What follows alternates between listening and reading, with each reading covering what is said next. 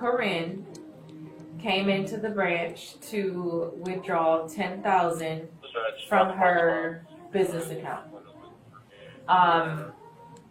When we looked at Corinne's history in her business account, she doesn't have a history of having like large sums of cash or really any much of activity.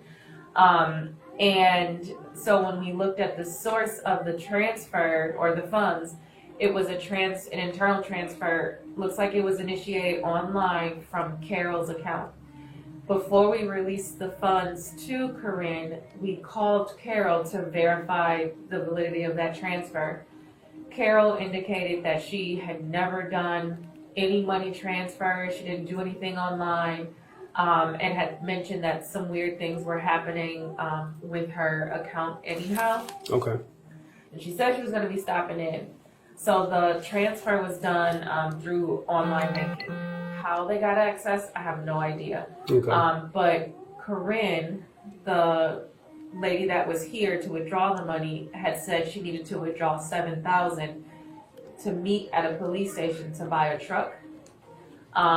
So when we kind of delayed the transaction, she went outside and I looked on the camera.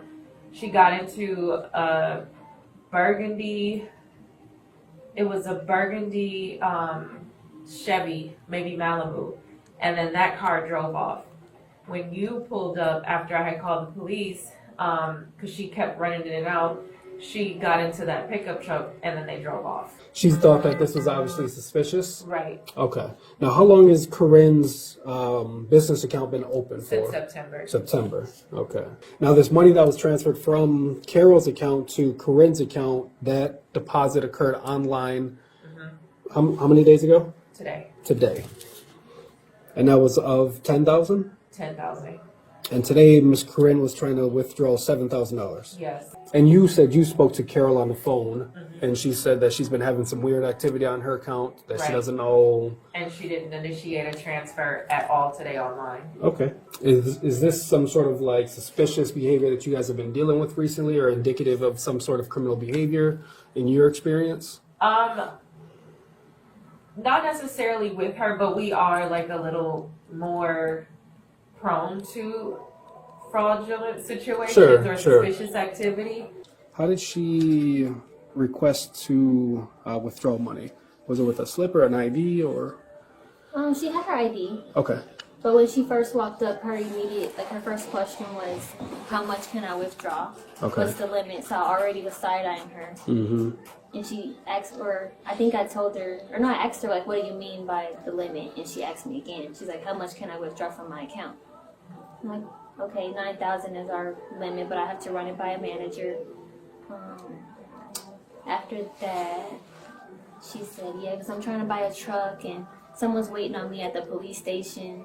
So she's already overcompensated. Trying to sell the story a little bit. And I'm like, I never asked you. Right. So, yeah, she said that. And then I think that's when I teamed Natasha, I think, to run it by her because we had to run it by managers over 5,000 anyways. Okay.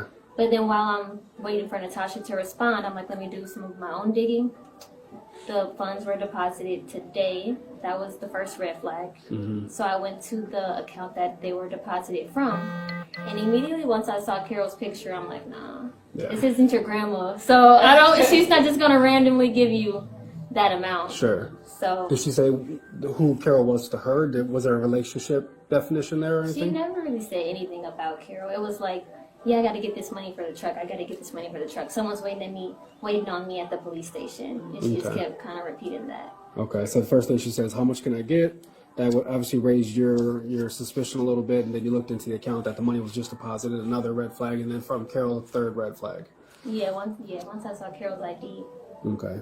And then during the time that she, when she presented her ID, the person on the face on the ID was actually her. That was Carol. I'm sorry, not Carol. Corinne. Yeah. Yeah, that was it her. didn't match her. Okay. But there was no activity on her account at all. Like, this looks like the first thing that she did, or she made it just for this purpose. Okay. Or something, because I didn't see anything No other other activity than the $10,000. And then she withdrew a penny. After the deposit went through, there was a penny withdrawn. Okay. Maybe to make sure she can get it out, get the funds out. Okay. Did you see that? Yeah. I think I have everything I need from you. I appreciate your time. Thank you for catching us. Yeah, that was a good catch, thank you. Yeah, no problem. I got a text message, and I'll find it here. This is the message I got that said it's from Landmark.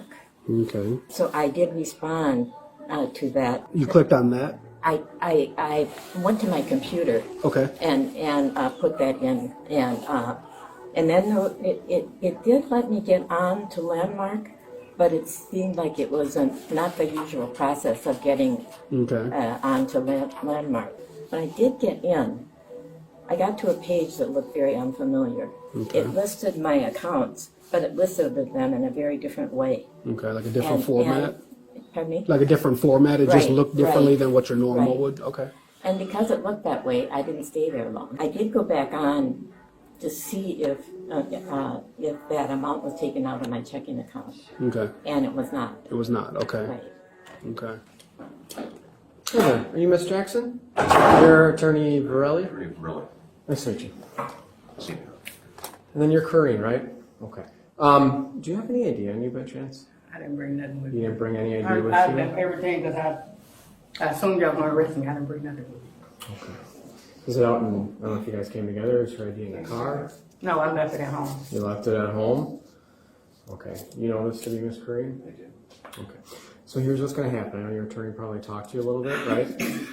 And I'm going to place you under arrest for fraud against financial institution, okay? And that's what you're under arrest for today. Can you at least do me a favor, verify your date of birth? 8/17/64. 64? Okay. And I spoke with your attorney earlier. My understanding is you're not going to make any statement today? That's correct. Okay. Okay, then I'm not going to infringe on that. If that's your wishes, that's what I'm going to leave it as. I'm going to have you stand up here in a second. I am going to put handcuffs while I just escort you through the hallway The area. handcuffs just to walk back here. I went through the building. I do until we I get ain't to gonna the run off. secure I part. came to you though. I know, but that's what we do for everyone. That's our policy, okay? I'm going to take your fingerprints and you'll be transported. I'll let you make some phone calls if you need to make some phone calls as well, all right? Okay. You do me a favor, just turn around, okay? Her face was on the teller's photo ID. The cameras caught her walking into the credit union, and the truck is registered to her name. She didn't have a lot of room to play dumb.